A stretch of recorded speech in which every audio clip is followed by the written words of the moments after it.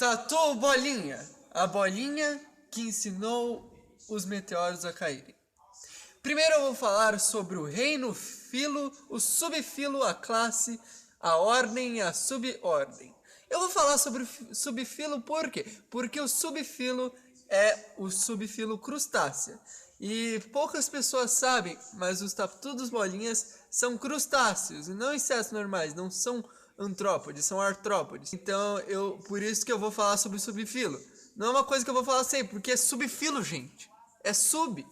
Ninguém precisa falar disso. Do reino Animalia, do filo Artrópoda, do subfilo Crustácea, crustácea que nem os camarõezinhos, da classe Melacostraca, da ordem Isópoda e da subordem Onicídia. Onicídia por quê? Por que onicídia? Não existem os onipresentes, os oniscientes, os onicidas são aqueles que são culpados por todos os crimes ao mesmo tempo que são cometidos na face da terra. Por isso que é onicídia, eu acho. Os tatu-bolinhas, eles precisam de cobre para sobreviver. Sim, cobre.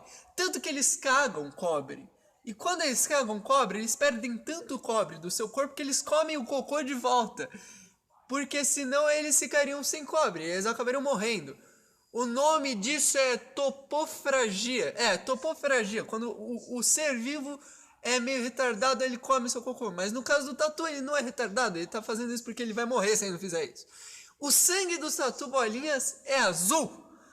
Por isso, quando eles ficam doentes, eles ficam meio azulados. Então, se você vê um tatu bolinha azul, você descobrirá que ele está doente. Eles têm cutícula. Por que eles têm cutícula? Eles são que nem as minhocas. A cutícula, ela ajuda a absorver a água do solo. E ela também ajuda a expelir a água para o solo quando tiver muita água dentro de você.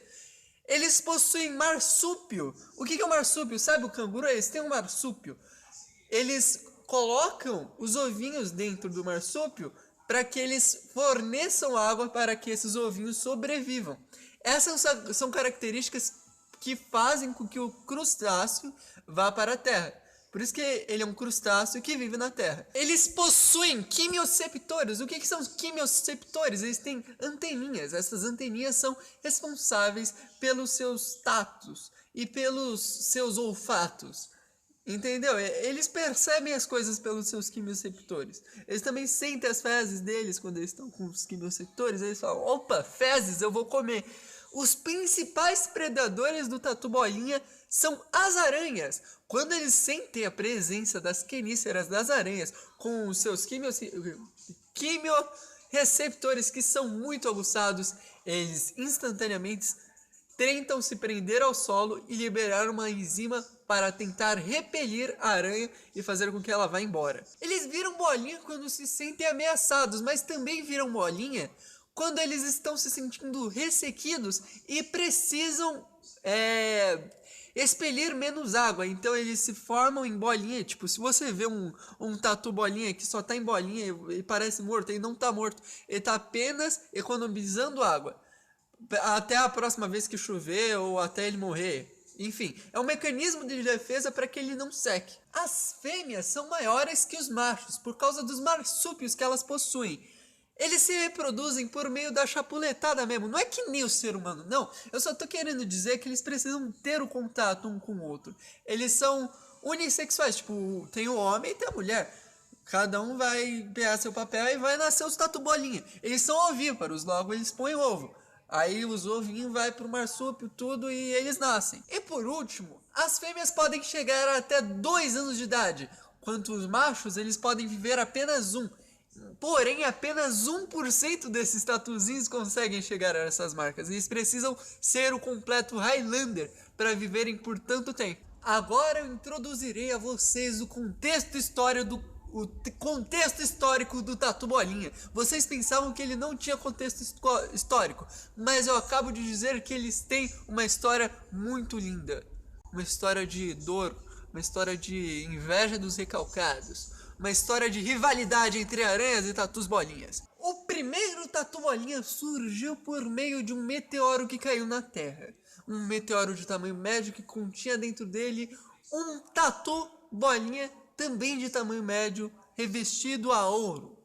O nome desse tatu bolinha era Tatu Bolona, porque era uma fêmea. Esta fêmea botava vários ovão de um monte de tatu bolinha que também era feito de ouro. Eles viveram com uma imensa grandeza por muito tempo no período Jurássico. Os tatus bolinhas surgiram juntamente com o colapso de meteoros que caíram em série na Terra. Muitos meteoros caíram, porém antes surgiu o Tatu Bolinha. E o Tatu Bolinha, ele fez um papel fundamental para que a Terra não fosse destruída com estes meteoros. Eu vou lhe dizer por quê. Todas as vezes que um meteoro caía na Terra, antes que pudesse fazer um estrago gigantesco ou até mesmo fatal para todos os seres vivos, o Tatu Bolinha, os Tatus Bolinhas, faziam aos meteoros uma breve explicação de como eles deveriam cair na Terra sem que fizesse muito estrago. Eles subiam no pico mais alto da montanha mais alta e, um por um, eles se jogavam.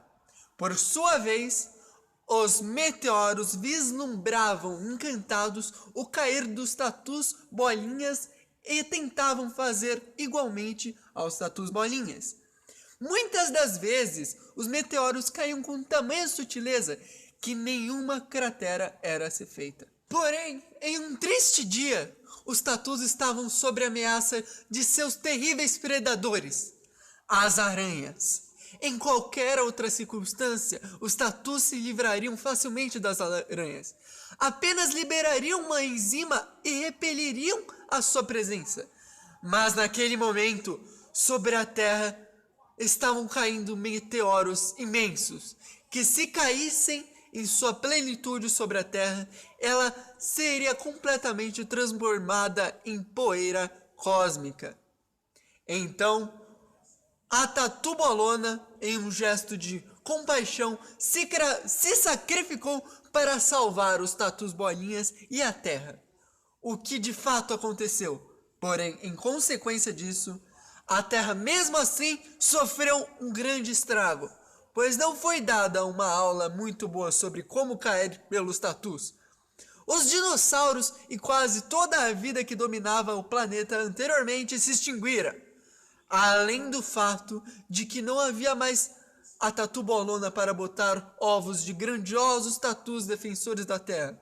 Logo, os tatus bolinhas tiveram que se reproduzir sexualmente entre eles, gerando assim tatuzinhos cada vez mais minúsculos, revestidos apenas por cutículas para que eles pudessem ao menos absorver a água do solo. Hoje em dia não nos deparamos mais nem com uma pequena parcela do que os tatus bolinhas já foram um dia. Só lhes restam o constante impulso de se transformarem em uma linda bolinha e o de constantemente se jogarem de um lugar bem alto quando bem entendem.